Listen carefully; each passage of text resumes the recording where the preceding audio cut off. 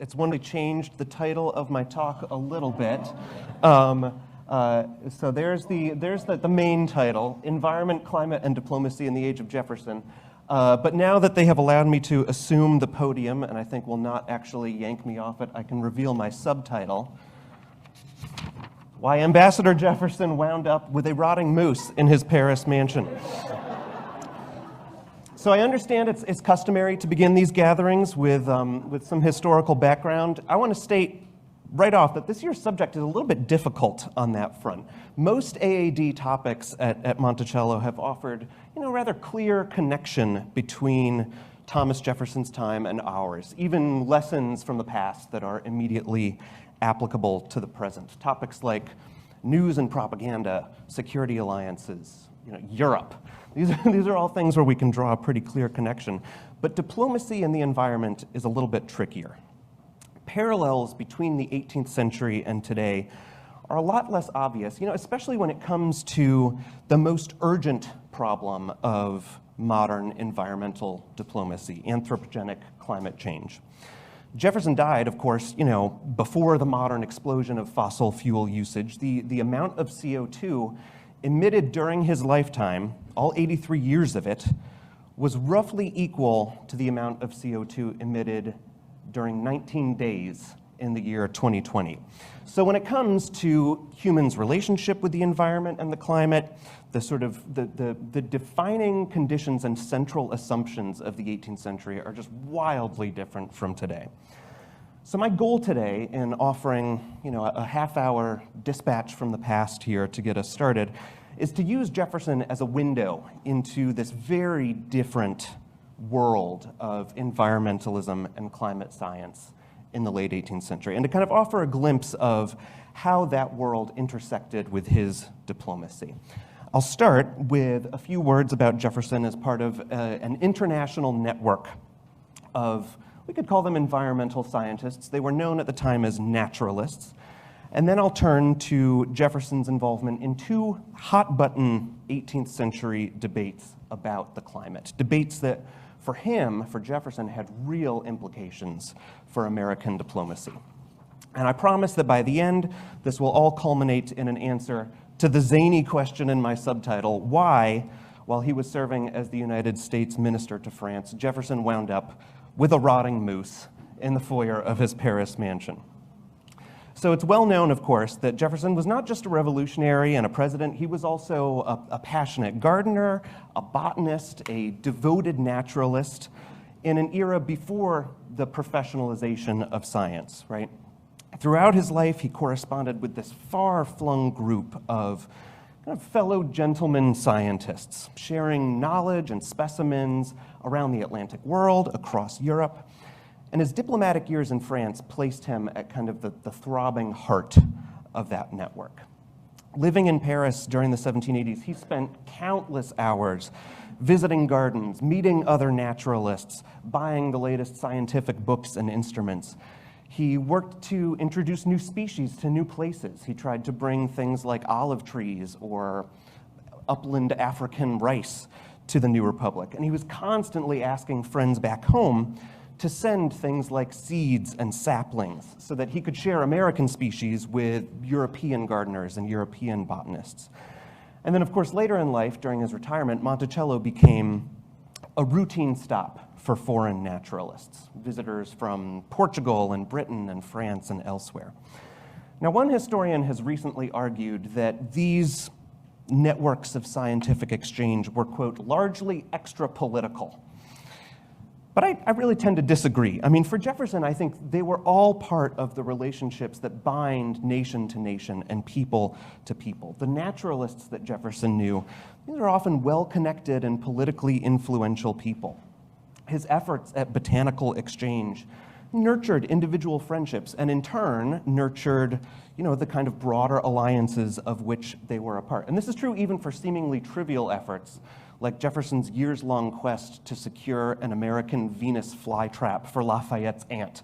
This is part of building a relationship.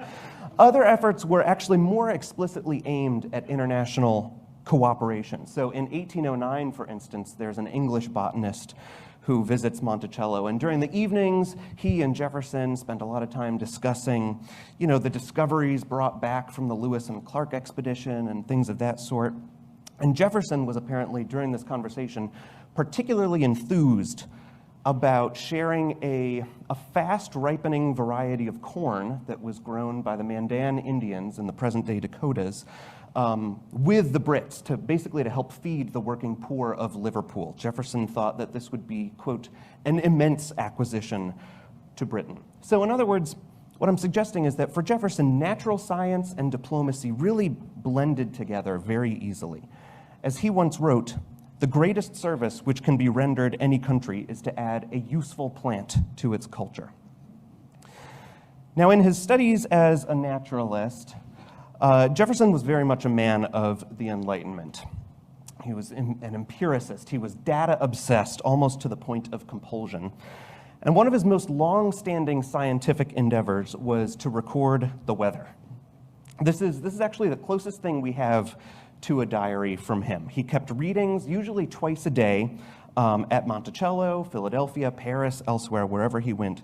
So 210 years ago to the day, for instance, he noted here at Monticello a temperature of 46 degrees in the morning and 71 degrees in the afternoon, with increasing clouds throughout the day. So committed was he to this weather log that when he had to travel away, he would have his son-in-law, poor soul, continue taking the readings at Monticello. In fact, the last thing Jefferson ever wrote was a weather observation. 5 days before his death, he consulted his rain gauge, noted that nearly an inch of rain had fallen, and that's, as far as we know, the last thing that he put down on paper. By that point, he had been recording the weather for half a century. His first entry was made in Philadelphia on July 1st, 1776, which was the day that the Continental Congress reconvened from a three-week recess to consider the draft of the Declaration of Independence. And I think that timing is really not a coincidence. It suggests to me that for Jefferson, there was some connection between weather and nation, between climate and American independence, or even American identity. And this is something I'll come back to a little bit later. So why was Jefferson such an assiduous observer of the weather? Well, because this was an era before there was such thing as, official, systematic, meteorological record-taking. And that lack of empirical data irked Jefferson, because it made it difficult to tackle big questions, right? Big questions that he and his contemporaries had about the climate. It made it difficult for the members of this transatlantic scientific network to postulate, to hypothesize, to prove, to debate, to disprove. One of those international debates was about how human beings affected the climate. There was, in fact, widespread agreement in the late 18th century that the North American climate was changing. As Jefferson explained in 1781, in the only book he ever wrote, Notes on the State of Virginia. Let's go to the next slide, please. He wrote in this, nope. Let's go back a little bit, back. There we go, yep. I think that's it. Yep, that's the one. All right. So as he wrote in 1781, a change in our climate is taking place very sensibly. Both heats and colds are much more moderate within the memory even of the middle-aged. Snows are less frequent and less deep. The elderly inform me, he wrote, the earth used to be covered with snow 3 months in every year.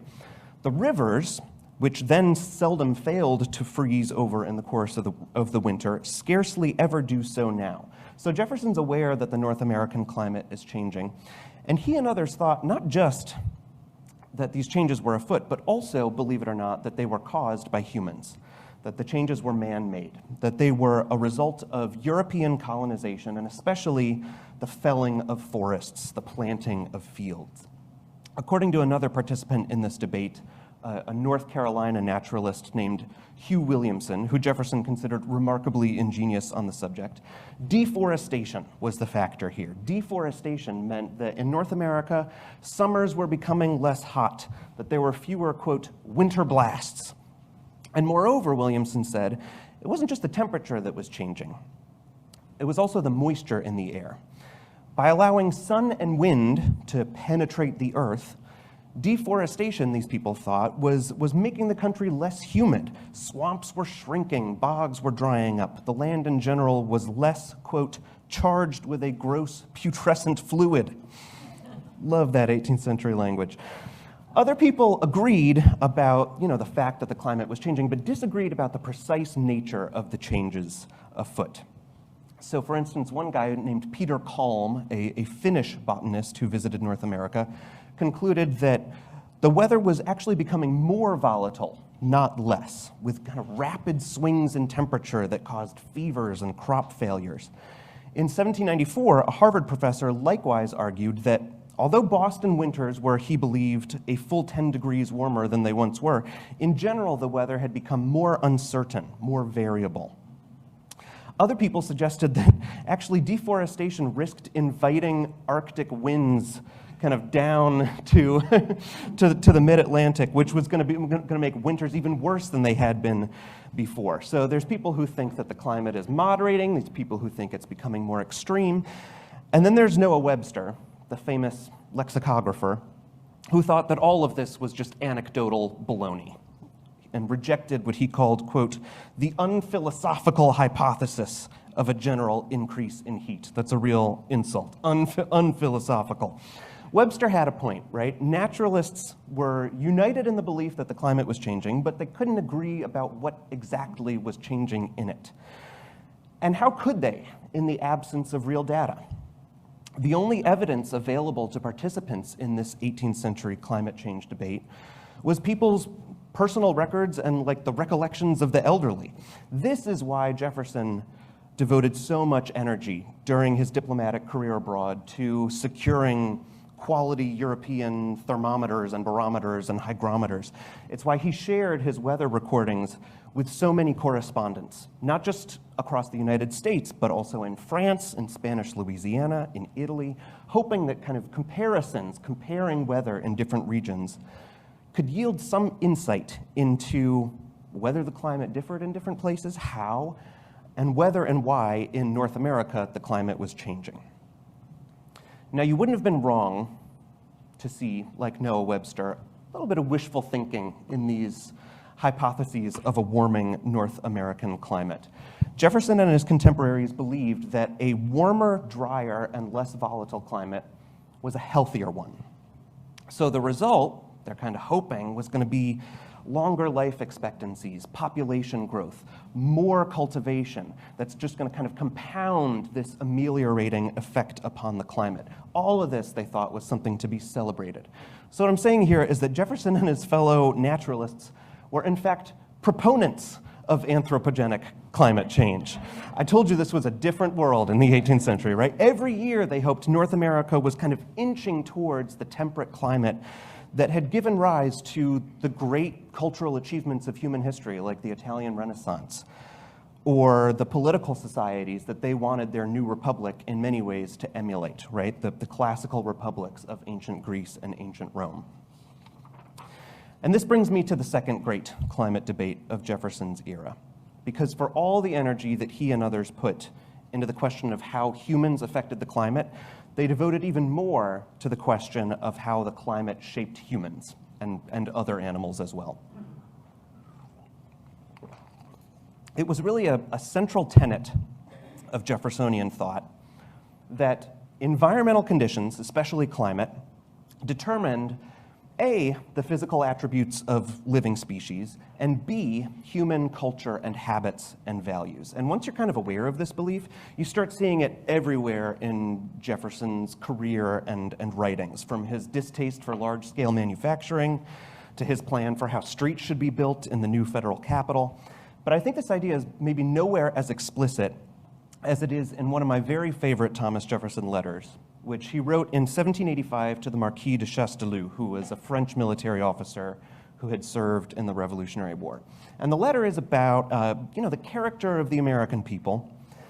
And what Jefferson argued in this letter was that differences in climate spelled vast differences in culture, North and South in the United States. So New Englanders, he wrote, apologies in advance to New Englanders in the room. New Englanders were cool, sober, laborious, persevering, independent, jealous of their own liberties, but just to those of others.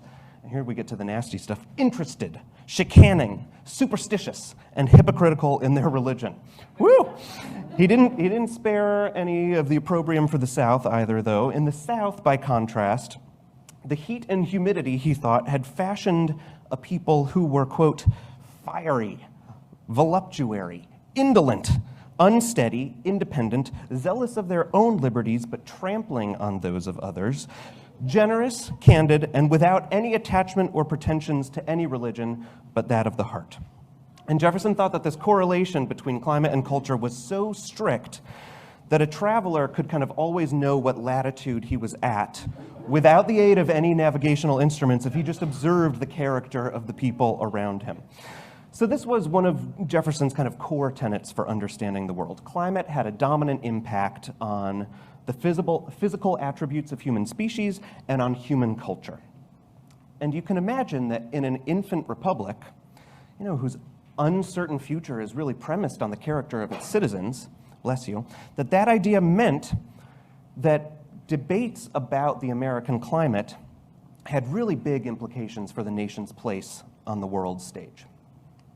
Enter Georges Louis Leclerc, the Comte de Buffon, who was an Enlightenment philosophe, a world-famous naturalist, the director of the French Royal Garden for most of the 18th century, and the villain of the last portion of this talk.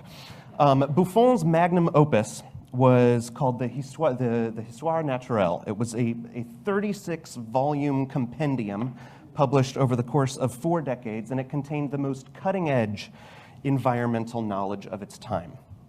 And if you were one of Buffon's many, many readers, you would not walk away with a very positive idea of North America. Buffon argued that North America's climate was extremely cold and extremely wet, and that this inevitably produced puny, feeble creatures. All the best forms of life, Buffon thought, were to be found in the Old World, where hot climates produced, majestic elephants and lions and tigers and rhinoceroses. What did America have? It had insects, it had reptiles, it had turkeys. Species that were common to both hemispheres, Buffon thought, things like bears and wolves, were actually smaller in America, he argued, and animals brought from the Old World to the New World inevitably degenerated, and that was a word he used very much. Even dogs, he said, increased in size. They fell mute. They became, quote, absolutely dumb when brought to America. My own yellow lab, Winifred, would really beg to differ, but Buffon, he saw no exceptions. He thought that this was a law of the natural world, kind of like gravity. The theory, by the way, extended to humans. Native Americans, in Buffon's view, were an inferior species. As Immanuel Kant put it, kind of building on the ideas of Buffon, the American climate had made native people, quote, too weak for hard work, too indifferent to pursue anything, and incapable of any culture. And then there's other prominent thinkers who take this theory and extend it to Europeans who migrated to North America as well. Never mind that American colonists were actually several inches taller than their British counterparts in the 18th century. As a French writer put it in 1770, one should not be surprised that America has yet to produce a good poet, a clever mathematician, or a genius in any art or science. He said Americans must be, quote, happy with mediocrity. This environmental theory of American degeneracy, this was really wildly popular. You would not just encounter it in, kind of highbrow scientific writings like the Histoire Naturelle or conversations at the Royal Academy of Sciences. You'd find it in newspapers, in poetry, in school books. And Jefferson, of course, hated this. He hated the degeneracy thesis. He spent decades trying to refute it. And what I want to suggest is that for him, this was diplomacy by way of science. It wasn't that he disrespected Buffon, quite the contrary. Jefferson admired his achievements as a naturalist, as a man of letters, and as we've seen, Jefferson wholeheartedly endorsed the basic premise about climate's impact on animal life, including humans. Instead, Jefferson thought that Buffon's conclusions were, quote, not built on the basis of experiment, Buffon had never been to America. He had never experienced its climate. He had never seen or weighed or measured any of its living species for himself. Instead, he had relied on the reports of others, the dubious, Jefferson thought, reports of others. So Jefferson set out to prove Buffon wrong. And I mean, this was a full-throated campaign of scientific persuasion. The key weapon in Jefferson's arsenal was his obsession for measurement. If his weather observations aimed in part to assess climate change, they were also motivated by a desire to disprove Buffon's ideas about American temperature and humidity. All the hygrometers that he spent so much time and money acquiring during his time in France ended up suggesting to him, you know what? Paris and London are actually more humid than Philadelphia, so the kind of basic Buffonian assumptions don't really hold. Jefferson lobbed another heap of evidence in his notes on the state of Virginia, which, by the way, I should mention, was written for a French audience in response to inquiries from France's diplomatic delegation. In the book, first of all, he disputed the way Buffon and other European naturalists had described Native Americans, arguing that they were not degenerate, but rather, as Jefferson saw it, at an earlier stage of civilizational progress. And then the book also contained pages and pages of tables of data. The ones I have up here are, go back one. The ones I have up here are comparing the size and weight of European and American species. So what you would find if you were to read this is that American trees were taller, American bears were burlier, even the weasel was, quote, larger in America than in Europe. And then there were the specimens. In 1784, when Jefferson began his 5-year diplomatic tour in Paris, he decided to try and present Buffon with tangible evidence. Confident that, as a man of reason, he would renounce the degeneracy thesis when confronted with indisputable facts. Jefferson began with a large panther skin, which he had spotted in the window of a hat shop in Philadelphia preparing to embark for France. Once he arrived, he presented this skin to Buffon. The two discussed it over dinner. It was enough to convince Buffon that cougars and panthers were different species, but not to dissuade him from his broader theory about American nature. So Jefferson turned next to mastodon bones. Fossilized remains of this kind of enormous mammal had turned up frequently in North America, especially in the Kentucky country. A lot of them had been sent over the years to Paris, where they became part of Buffon's collection, the Royal Cabinet of Natural History. Jefferson discussed the mastodon, or as he called it, the mammoth, across a lot of his writings. It was, he said, the largest of all terrestrial beings, and it had existed in North America. But an animal that couldn't be found alive was not going to be enough, right, to convince Buffon to abandon the degeneracy thesis. So finally, Jefferson turned to the moose. As he prepared to leave for France in 1784, Jefferson had sent a set of queries concerning the moose to his contacts in New Hampshire and Maine, and the replies that reached him like a half year later, by the time he was in France, are absolutely delightful. One correspondent reported that a friend of his, quote, never measured a moose, though he has seen many.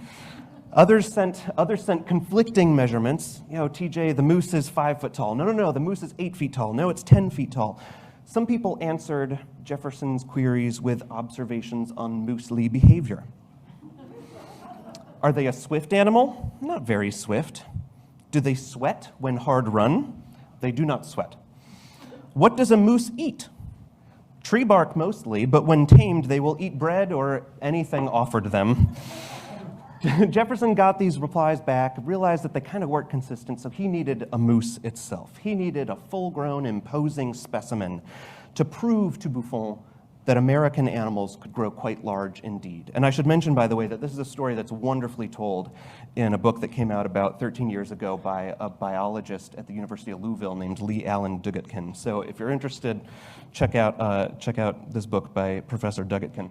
In 1786, Jefferson asked the governor of New Hampshire to send him, quote, the skin, the skeleton, and the horns of the moose, adding that these things would be, I love this quotation, an acquisition here more precious than you can imagine.